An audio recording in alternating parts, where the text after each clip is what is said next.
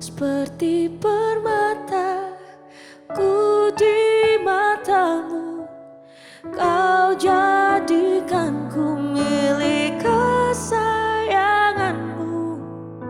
Seperti Bapa mengasihi anaknya, demikianlah Allahku mengasihiku.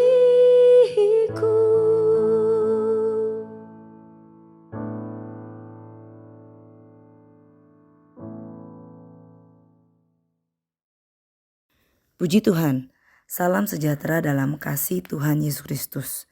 Haleluya. Kita bersyukur untuk kesempatan saat ini kembali kita boleh merenungkan kebenaran firman Tuhan melalui program podcast Renungan Rohani Sosyanim. Mari kita akan memulainya dengan berdoa.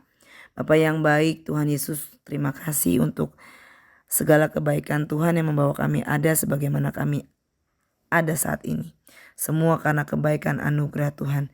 Sebab itu kami berikan lagi kehidupan kami untuk Engkau bentuk lewat kebenaran firman Tuhan. Mari berbicaralah Tuhan supaya kami boleh mengerti apa yang harus kami lakukan lagi di hari-hari ini. Supaya kami tetap menjadi orang-orang yang senantiasa berkenan di hadapan Tuhan. Bahkan boleh menjadi berkat bagi sesama kami dan membawa juga keselamatan bagi banyak orang. Terima kasih Tuhan Yesus yang baik. Kami mau sambut firman Tuhan dengan penuh ucapan syukur. Roh Kudus menerangi hati dan pikiran kami dan menuntun kami untuk kami mengerti semuanya. Dalam nama Yesus kami berdoa. Haleluya. Amin. Puji Tuhan. Malam hari ini renungan firman Tuhan kita akan membaca di dalam Lukas pasal yang ke-6 ayat 46 sampai 49. Mari kita perhatikan Lukas 6 ayat 46 sampai 49. Mengapa kamu berseru kepadaku, Tuhan, Tuhan? Padahal kamu tidak melakukan apa yang aku katakan. Setiap orang yang datang kepadaku dan mendengarkan perkataanku serta melakukannya, aku akan menyatakan kepadamu dengan siapa ia dapat disamakan. Ia sama dengan seorang yang mendirikan rumah. Orang itu menggali dalam-dalam dan meletakkan dasarnya di atas batu. Ketika datang air bah dan banjir melanda rumah itu tidak dapat digoyahkan karena rumah itu kokoh dibangun. Akan tetapi barang siapa mendengar perkataanku tetapi tidak melakukannya, ia sama dengan seorang yang mendirikan rumah di atas tanah tanpa dasar. Ketika banjir melandanya, rumah itu segera rubuh dan hebatlah kerusakannya. Puji Tuhan, demikianlah pembacaan firman Tuhan. Satu bagian yang sama juga dituliskan dalam Matius pasal yang ke-7 ayat 24 sampai 27, yaitu tentang dua macam dasar, di mana Tuhan Yesus dalam akhir dari khotbahnya di atas bukit, dia nyatakan tentang dua macam dasar ini. Karena Tuhan Yesus telah mengajarkan beberapa hal-hal yang penting, ya, perintah-perintah Tuhan. Kemudian diakhiri dengan dia menyatakan ketika sudah mendengar firman Tuhan dan ada dua hal yang terjadi. Ada orang-orang yang akan melakukan atau ada juga orang-orang yang kemudian hanya mendengar saja. Dan Yesus memberitahu bahwa ketika orang-orang mendengar perkataan-perkataan, pengajaran-pengajaran yang telah diberikannya dan kemudian melakukannya, ada perumpamaan dikatakan bahwa seperti mendirikan rumah. Ya. Orang yang mendirikan rumah di atas batu, yaitu orang yang mendengar dan melakukan, atau di atas pasir, yaitu orang-orang yang mendengar namun tidak melakukan firman itu. Didengar saja, ajaran-ajaran Yesus diterima saja namun tidak dilakukan. Ya, tidak melatih diri untuk melakukan firman lepas firman. Sekalipun di antara firman-firman itu ada yang tampaknya atau kemudian kita rasa, ya, begitu sulit, begitu berat untuk kita lakukan. Tapi penting untuk dilakukan. Karena apa? hal ini berdampak kepada hal yang berikutnya datang, yaitu banjir atau hujan lebat ya, air bah, hujan lebat yang datang kemudian. Dan satu yang berbeda adalah dampak dari banjir atau air bah yang datang. Rumah yang didirikan di atas batu, yaitu orang-orang yang mendengar dan melakukan firman Tuhan, akan tetap kokoh. Namun berbeda, ada begitu kerusakan yang terjadi, ya, rubuh hebat kerusakan yang terjadi untuk rumah yang didirikan di atas tanah tanpa dasar atau di atas pasir. Ya, ketika datang hujan air bah, rumah itu segera rubuh, rusak hebat bahkan. Itu dikatakan. Sebab itu apa yang dapat kita renungkan saat ini, yaitu bahwa setiap firman yang datang, yang disampaikan, yang diberitakan, itu datang atau disampaikan bukan tanpa tujuan.